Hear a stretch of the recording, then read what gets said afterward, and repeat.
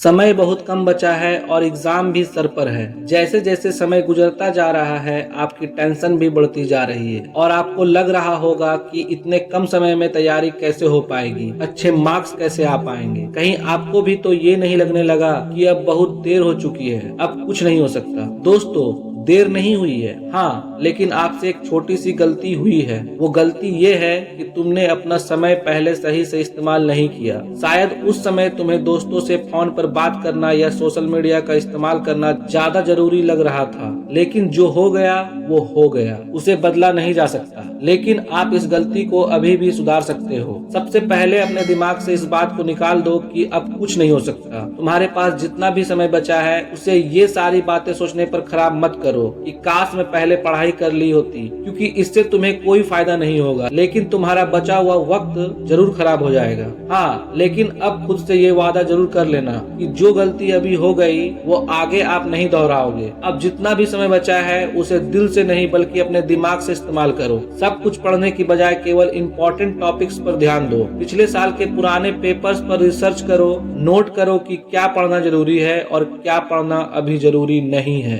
अपने सिलेबस के हिसाब से हर चैप्टर के इम्पोर्टेंट क्वेश्चंस को याद करना या सॉल्व करना शुरू कर दो। अपने किसी दोस्त को देखकर अपने टारगेट सेट मत करो। इस बात पर ध्यान मत दो कि किसने कितनी पढ़ाई कर ली है। आपके दिमाग में बस एक बात क्लियर होनी चाहिए कि आपको कितना पढ़ना था और आपने कितना पढ़ लिया, क्योंकि अब समय कम बचा है और आपको लगातार पढ़ना पड़ रहा है। तो हो सकता है आपको पढ़ाई करते समय नींद आने लगे, तो 5 मिनट के लिए घर की छत पर टहलने के लिए चले जाना और इस बात का विशेष ध्यान रखना कि साथ में अपनी किताब जरूर लेके जाना और अपने मोबाइल को कमरे में ही छोड़ देना। छत पर खुली हवा में अपनी पढ़ाई को जारी रखना, आपका नींद भी भाग जाएगी और आपको अच्छा महसूस होगा। और अगर इसी दौरान आपको कोई टॉपिक समझ में नहीं आ रहा है तो उस पर समय खराब बिल्कुल मत करना। उस टॉपिक को एक जगह पर नोट कर लो और अपनी पढ़ाई खत्म होने के बाद उस टॉपिक को समझने के लिए इंटरनेट की हेल्प लो या अपने किसी बड़े भाई बहन या दोस्त से पूछ लो। लेकिन उस टॉपिक के बारे में सोच सोच कर अपना टाइम बिल्कुल खराब मत करना, क्योंकि आपके पास टाइम बहुत लिमिटेड है।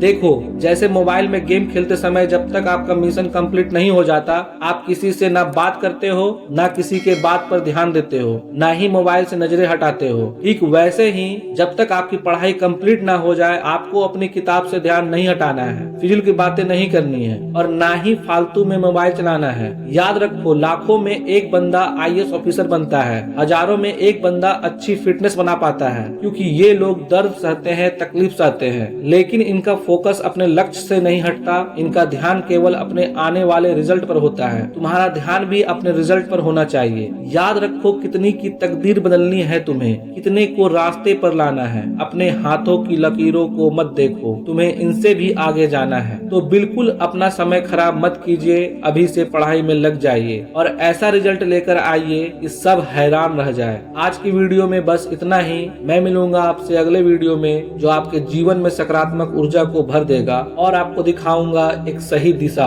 Thank you for watching this video. जय हिंद, जय भारत।